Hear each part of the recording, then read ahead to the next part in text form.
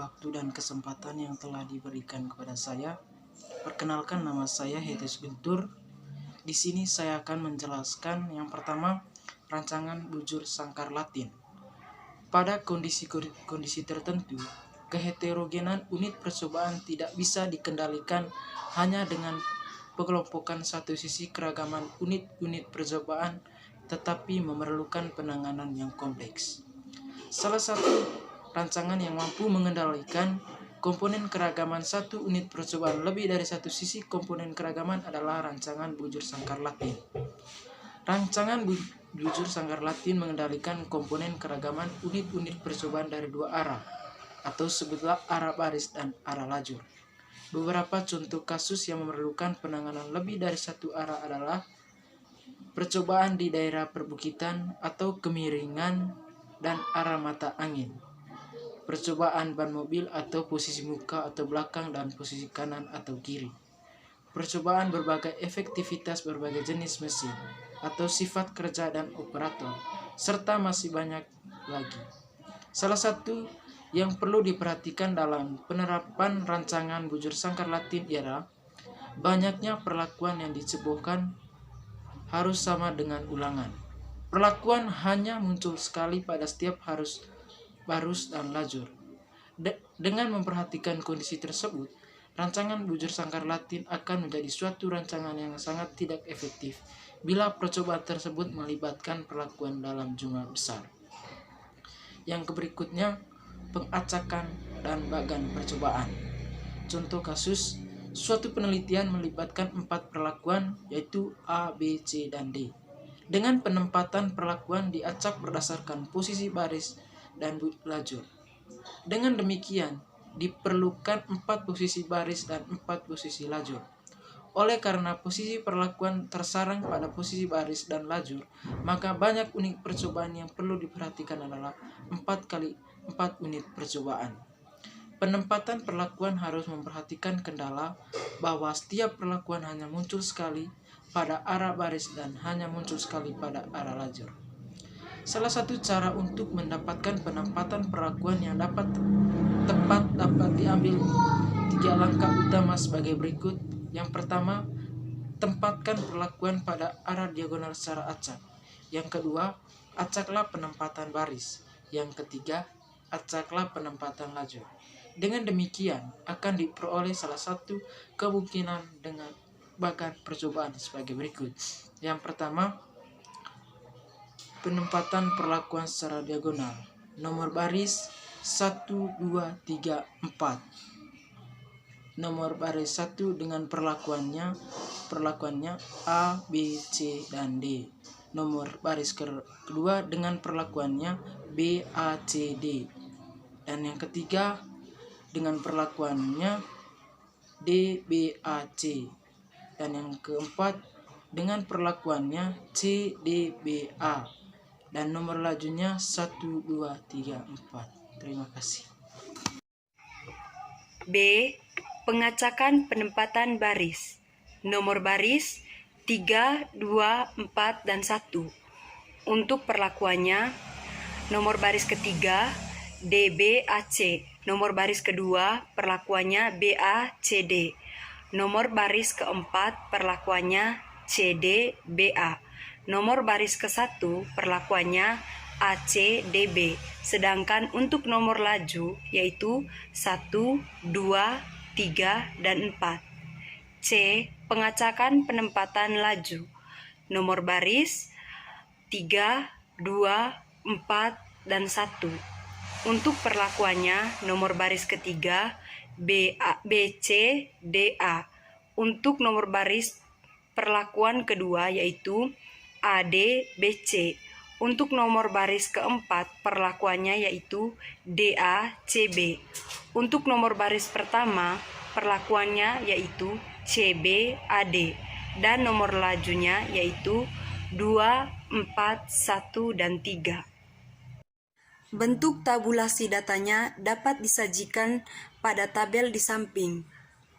C. Model linear dan penguraian keragaman total. Model linear adiktif secara umum dari rancangan satu kelompok dengan rancangan bujur sangkar Latin dapat ditulis sebagai berikut. YIJK sama dengan mu ditambah dengan QI ditambah dengan beta J ditambah dengan tau K ditambah dengan epsilon IJK. Keterangan I adalah 1, 2, dan seterusnya. YIJK sama dengan pengamatan pada perlakuan ke K dalam baris ke I laju ke J. Untuk mu sama dengan rataan umum, tau K pengaruh perlakuan ke K dalam baris ke I dan laju ke J. QI pengaruh baris ke I. Beta J sama dengan pengaruh laju ke J. Epsilon IJK sama dengan pengaruh acak pada perlakuan ke K dalam baris ke I dan laju ke J. Hipotesis yang diuji dari rancangan di atas ialah pengaruh perlakuan, pengaruh baris, dan laju. Bentuk hipotesisnya dapat ditulis sebagai berikut. Pengaruh perlakuan H0 sama dengan tau 1, tau R sama dengan 0. Perlakuan tidak berpengaruh terhadap respon yang diamati. H1 sama dengan paling sedikit ada 1K dengan tau K tidak sama dengan 0. Pengaruh baris H0 sama dengan Q1, Qt sama dengan 0. Baris tidak berpengaruh terhadap respon yang diamati. H1 sama dengan paling sedikit ada 1I dengan QI tidak sama dengan 0. Pengaruh laju H1 sama dengan beta J sama dengan titik-titik beta 1 sama dengan 0. Laju tidak berpengaruh terhadap respon yang diamati. H1 sama dengan paling sedikit ada 1J dengan beta J tidak sama dengan 0. Sumber keragaman perlakuan untuk derajat bebasnya R-1 jumlah kuadrat JKP kuadrat tengah KTP untuk F hitung KTP per KTG. Sumber keragaman baris derajat bebasnya R-1 jumlah kuadrat JKB kuadrat tengah KTB untuk F hitungnya KTB per KTG. Untuk sumber keragaman lajur untuk derajat bebas R-1 untuk jumlah kuadrat JKL untuk kuadrat tengah KTL untuk F hitung KTL per KTG. Untuk sumber keragaman galat derajat bebas R-1 R-2 untuk jumlah kuadrat JKT untuk kuadrat tengah KTG.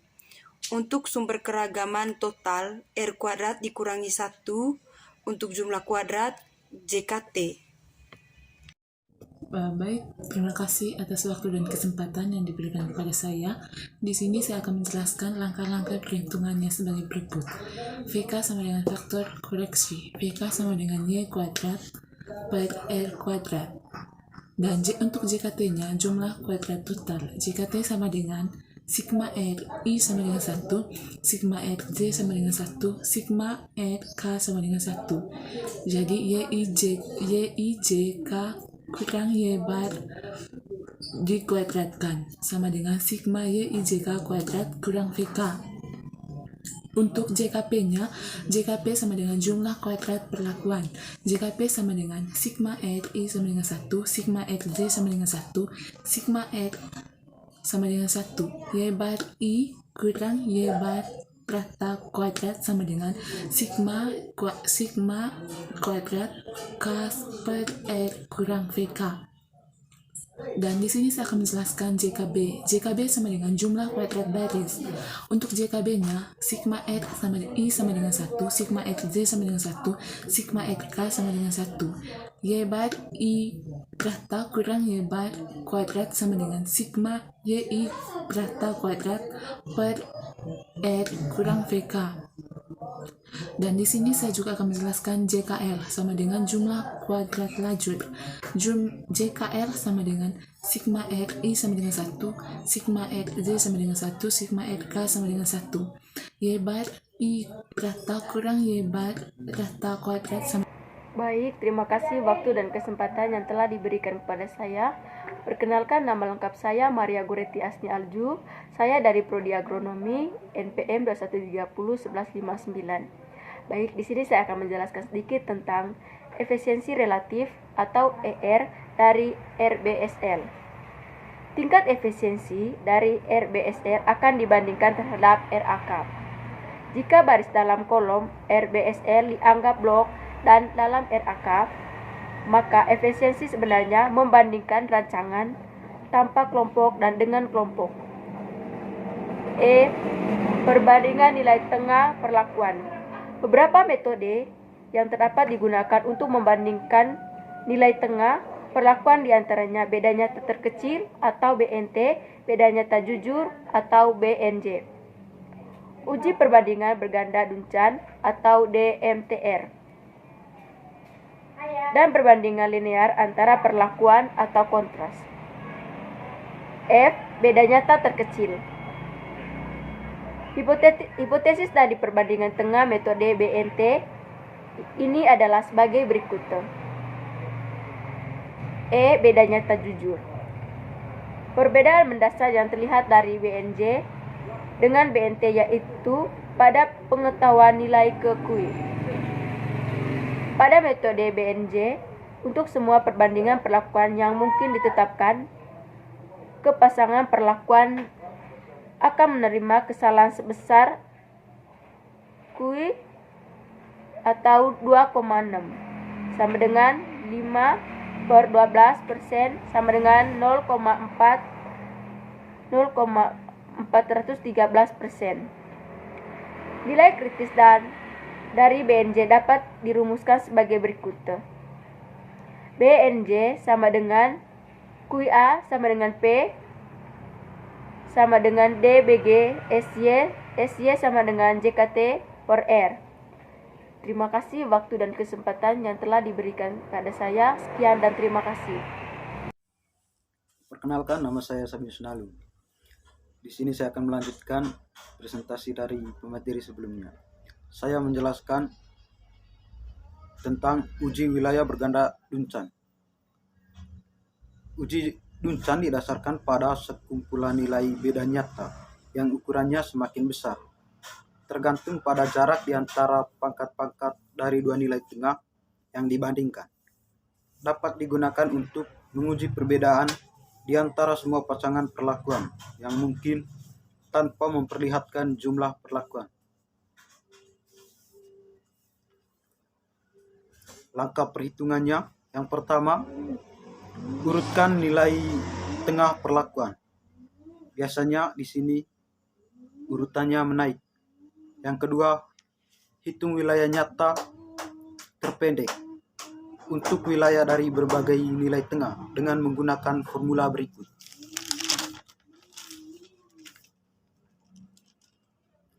RP sama dengan R delta, P, V dikalikan dengan S kali Y bar.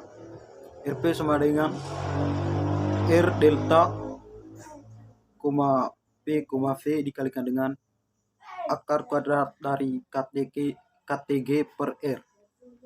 Keterangannya, KTG sama dengan kuadrat tengah galat, R sama dengan ulangan, R delta, P, V sama dengan nilai wilayah nyata Duncan. Untuk deltanya sama dengan taraf nyata, P sama dengan jarak relatif antara perlakuan tertentu dengan peringkat berikutnya. V sama dengan derajat bebas galat.